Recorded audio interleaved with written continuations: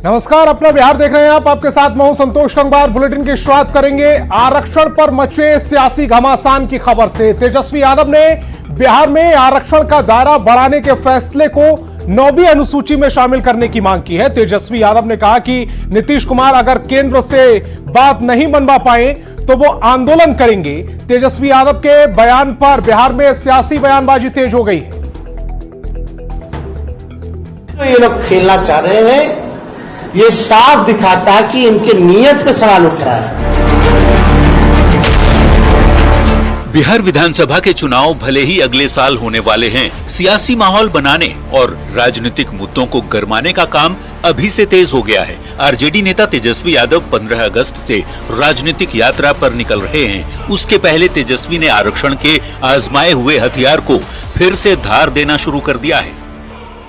पूरा भरोसा है कि एनडीए की सरकार चाहे बिहार वाली हो या देश में हो, ये नहीं चाहते हैं कि जो आरक्षण की सीमा बढ़ाई गई है उसको अनुसूची 9 में डालें। तेजस्वी यादव ने बिहार में बढ़े हुए आरक्षण को 9वीं अनुसूची में शामिल करने की मांग करते हुए बीजेपी और जेडीयू दोनों पर निशाना साधा है।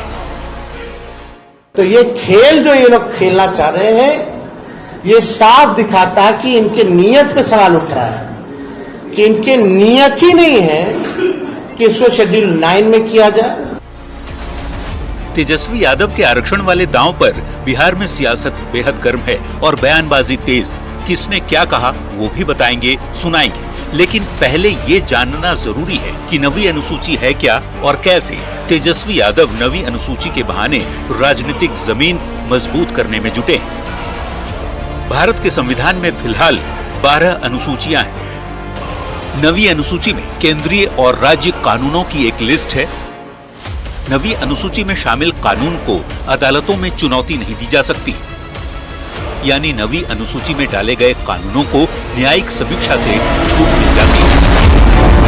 आपको बता दें, जातीय गणना के बाद बिहार सरकार ने आरक्षण की दर 65% कर दिया और इस मामले को 9वीं अनुसूची में शामिल करने के लिए केंद्र सरकार के पास भी भेज दिया। इसी बीच आरक्षण बढ़ाने का मामला सुप्रीम कोर्ट पहुंच गया और सुप्रीम कोर्ट ने फैसले पर रोक लगा दी। अब तेजस्वी यादव 9वीं अनुसूची के बहाने एक तीर से 2 निशाना साध रहे हैं, जिसका जवाब जेडीयू और बीजेपी के नेता दे रहे हैं। इसलिए माननीय मुख्यमंत्री नीतीश कुमार जी की राजनीति की कार्यशैली, वह क्या करेंगे, तेजस्वी यादव जी आपके सलाह की जरूरत नहीं है। कि अपने परिवार से बाहर जाकर तो उन्होंने किसी को आरक्षण दिया है क्या? और आज आरक्षण की हिमायती बन रहे हैं।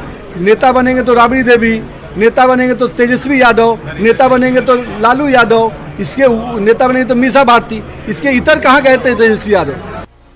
फिलहाल बिहार सरकार की अर्जी केंद्र सरकार के पास है और मामला सुप्रीम कोर्ट में। विधानसभा चुनाव में 1 साल से भी कम का समय है। ऐसे में आरक्षण के इस मुद्दे पर जमकर सियासत होने की उम्मीद है। न्यूज़ 18 के लिए पटना से रवि एस नारायण और शैलेंद्र कुमार के साथ ब्यूरो रिपोर्ट। और इसी बीच बड़ी खबर मिल रही है। बिहार में भारी से अति भारी बारिश होने का अलर्ट जारी किया गया है। आज से ही बारिश को लेकर अलर्ट जारी कर दिया गया है। कल किशनगंज, सुपौल, अररिया में भारी बारिश की चेतावनी जारी की गई है। पूर्णिया, मधेपुरा, बांका में भी अलर्ट जारी किया गया है। सहरसा, जमुई और भागलपुर में भी चेतावनी जारी की गई है। तेज हवा, ठनका को लेकर भी अलर्ट है। 7 अगस्त के लिए अधिकांश जिलों में अलर्ट जारी किया गया है। तो बड़ी खबर आपको बता रहे हैं, मौसम से जुड़ी इस वक्त की बड़ी खबर। बिहार में भारी बारिश से अति भारी बारिश को लेकर अलर्ट जारी किया गया है।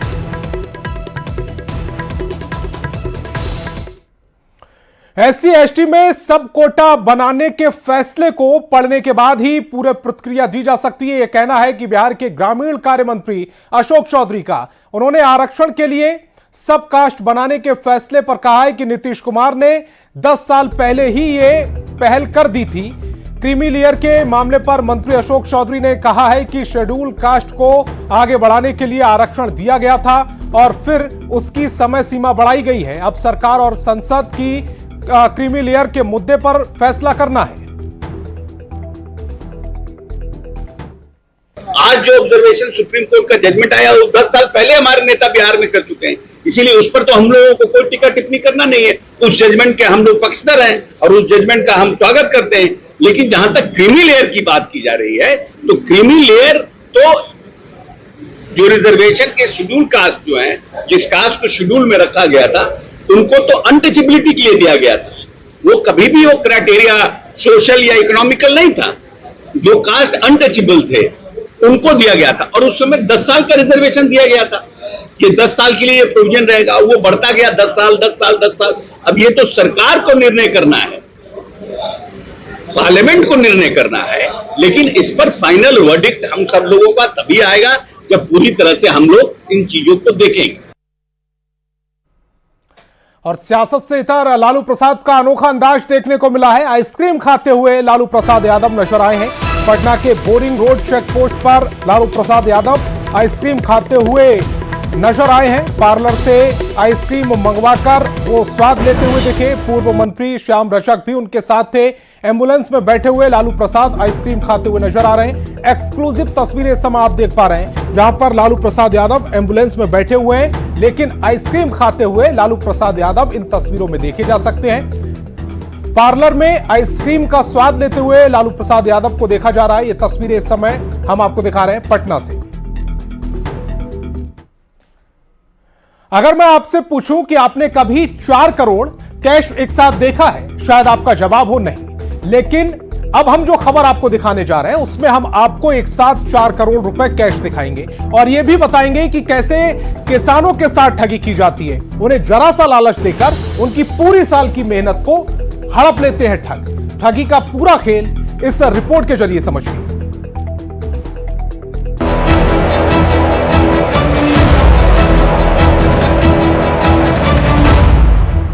एक साथ इतना सारा कैश की आंखें फटी की फटी रह जाएं। नोटों की ये गड्डियां किसी बैंक की नहीं बल्कि कटिहार एसपी कार्यालय की है। कैश की गिनती 4 करोड़ रुपए से ज्यादा है, जिसे 2 शातिर ठगों के पास से बरामद किया गया है। कटिहार जिला के पोठिया थाना अंतर्गत लगभग 2000 जो हमारे मक्का के किसान हैं और सैकड़ों जो छोटे जो व्यापारी होते हैं, जो किसानों से थोड़ा ऊपर लेवल के होते हैं, उनका पैसा जो है ले करके ये गौतम चौधरी जो है वो फरार हो गया था। लगभग 1.5 महीने से जो है हम लोग इसके पीछे लगे हुए थे। इसमें इसने क्या किया कि किसानों से मक्का इसने लिया और इसको जहाँ देना था वहाँ दे करके पैसे तो इसने ले लिए, परंतु वो पैसा जो है ये नीचे जो भी किसान थे, व्यापारी थे, उनको नहीं दिया। कटिहार के पोठिया थाना क्षेत्र में करीब 2000 मक्का किसानों और छोटे व्यापारियों से मुख्य आरोपी गौतम चौधरी और उसके एक साथी ने मक्का की फसल को खरीदा था। करोड़ों की मक्का खरीदने के बाद गौतम चौधरी ने अपने से ऊपर के कारोबारी को उसे बेच दिया और वहां से करोड़ों की रकम भी बैंक में ट्रांसफर करा ली। लेकिन शातिर गौतम ने बैंक से पैसे निकालकर अपने पास ही रख लिए और फरार हो गया। फसल के पैसों के लिए परेशान किसानों ने गौतम के खिलाफ पुलिस में शिकायत दर्ज कराई और करीब 1.5 महीने की मशक्कत के बाद आखिरकार पुलिस ने 4 करोड़ से ज्यादा के कैश के साथ गौतम चौधरी और उसके एक साथी को गिरफ्तार कर लिया। साथ ही पुलिस ने कई बैंकों में 31 लाख रुपए को होल्ड करवा दिया है। तो कहीं ना कहीं ये जो इतनी बड़ी मात्रा में लगभग आप देख रहे हैं कि 4 करोड़ समथिंग जो है इसके रिकवरी हुआ है, तो इसमें जो है कहीं ना कहीं जो है राहत की सांस है और हमारी जो टीम है इस बधाई के पात्र है। बताया जा रहा है कि गौतम चौधरी ने 2000 से ज्यादा किसानों को अपना शिकार बनाया, लेकिन सवाल है कि कैसे भोले भाले किसान शातिर ठगों की गिरफ्त में आ गए, कैसे उन पर यकीन कर बैठे और कैसे अपनी पूरी साल की मेहनत का पैसा ठगों को दे बैठे। जरा समझिए शातिरों के पूरे षड्यंत्र को। किसानों की फसल और रकम पर नजर रखने वाले शातिर ठग सबसे पहले किसानों को झांसे में लेते हैं। सोलर पंप लगवाने के नाम पर ठगी करते हैं। किसान कार्ड बनाने के नाम पर ठगी की जाती है। प्रधानमंत्री सम्मान निधि के नाम पर ठगते हैं। सवाल ये भी कि किसान इन शातिरों के षड्यंत्र से बचे तो बचे कैसे? तो षड्यंत्र के चक्रव्यूह से निकलने के लिए किसानों को क्या करना है वो भी जान लीजिए। किसान credit card, debit card, bank passbook की जानकारी किसी को ना दें। किसान क्रेडिट कार्ड की जानकारी दूसरों को ना दें। अनजान मैसेज के लिंक को ना खोलें, एटीएम का कार्ड नंबर और पिन किसी को ना बताएं, कम समय में ज्यादा ब्याज के लालच में ना फंसें। स्कूल की किताबों में सबक सिखाया जाता है कि लालच बुरी बला है। अगर कटिहार के किसानों को ये सबक याद रहा होता तो इतनी बड़ी मुसीबत में ना फंसते किसान और गौतम चौधरी जैसे ठगों का धंधा यूं ना फलता फूलता। खैर, अब कानून के शिकंजे में है शातिर और कानून ही करेगा उसकी करतूतों का हिसाब। लेकिन राहत की सांस ले रहे होंगे किसान। उम्मीद है कि जल्द ही किसानों को अपनी मेहनत की कमाई का पैसा मिल जाएगा। न्यूज़ 18 के लिए कटिहार से संवाददाता सुब्रत गुहा की रिपोर्ट।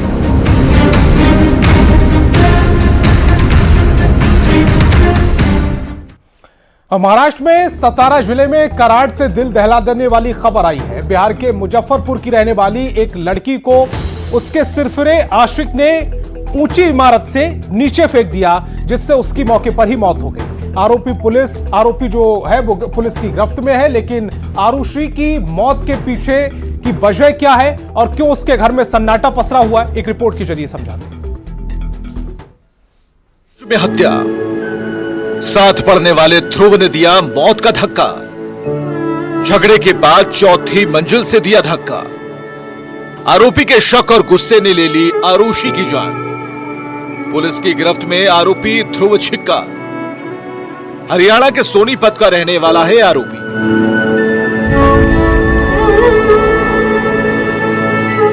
मुजफ्फरपुर की आरुषि अब इस दुनिया में नहीं है। घर पर सन्नाटा, परिवार को संबल देने के लिए पड़ोसियों का आना जाना लगा है और आरुषि की यादों को संजोए घर की एक दीवार है जहां एक मुस्कुराती तस्वीर अब सबको रुला रही है। मुजफ्फरपुर की आरुषि की महाराष्ट्र के सतारा में हत्या कर दी गई। इल्जाम उसके बॉयफ्रेंड पर लगा, जो फिलहाल पुलिस की गिरफ्त में है। घर में अचानक टूटे दुखों के पहाड़ के तले आरुषि के परिवार वाले उन यादों से खुद को नहीं उबार पा रहे जो उन्हें जिंदगी ने कभी दिए थे। बड़े ही अरमानों से खुद से भी बड़ा डॉक्टर बनाने का सपना डॉक्टर पारिजात सौरभ ने देखा था, लेकिन सपने टूट गए। आरोपी और आरुषि दोनों सतारा मेडिकल कॉलेज में पढ़ाई कर रहे थे। सब ठीक चल रहा था, लेकिन हरियाणा के सोनीपत का रहने वाला आरोपी ध्रुव की शक की बीमारी ने आरुषि को छीन लिया। ध्रुव ने आरुषि को चौथी मंजिल से धक्का दे दिया। बताया जा रहा है कि किसी और से रिश्ते होने के शक में प्रेमी ने यह कदम उठाया। हालांकि जांच जारी है। हालांकि जो मामला सामने आया है उसे बताया जा रहा है कि आरुषि के बॉयफ्रेंड ने ही उसे छत से फेंका है, चौथी मंजिल से फेंक दिया है। इस मामले में आरोपी ध्रुव, जो कि हरियाणा का रहने वाला है, उसकी गिरफ्तारी हो चुकी है। पुलिस पूरे मामले की जांच कर रही है। परिवार के लोग चुप हैं, किसी से कुछ नहीं कहना चाहते। पुलिस और कानून अपना अपना काम कर रहे हैं। मलाल बेटी के खोने का है तो सवाल ऐसी मानसिकता का जो प्यार की आड़ में अत्याचार और घिनौनी हरकत से बाजू नहीं आता। प्रियांक सौरभ, न्यूज़ 18, मुजफ्फरपुर।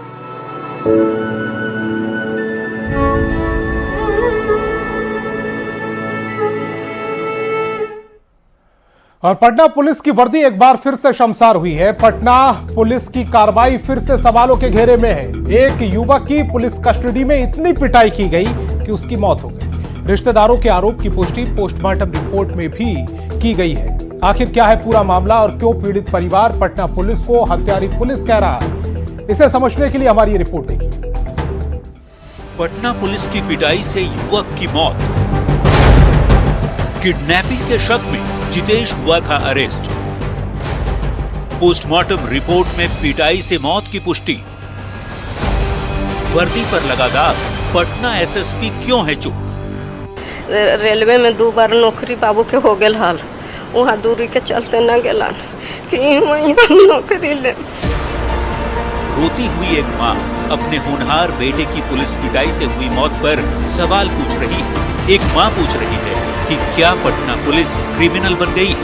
पटना के फुलवारी शरीफ इलाके की घटना से वर्दी का दामन फिर से दागदार हो गया है। आरोप है कि 4 महीने पहले जितेश नाम के युवक को किडनैपिंग से जुड़े एक केस में शक के आधार पर फुलवारी शरीफ थाने की पुलिस ने अरेस्ट किया। उसे थाने लाकर खूब टॉर्चर किया गया। बगैर मेडिकल जांच कराए उसे हिरासत में रखा गया। फिर अचानक परिवार वालों को बेटे की मौत की खबर दी गई। राजमणि देवी कहती हैं कि उनका बेटा होनहार था, बीपीएससी सहित कई परीक्षाओं का टेस्ट पास कर चुका था, सपना अफसर बनने का था, पर पुलिस वालों ने उसकी जान ले ली। क्या बोल के ले गई थी पुलिस? पुलिस क्या बोल के ले गई थी?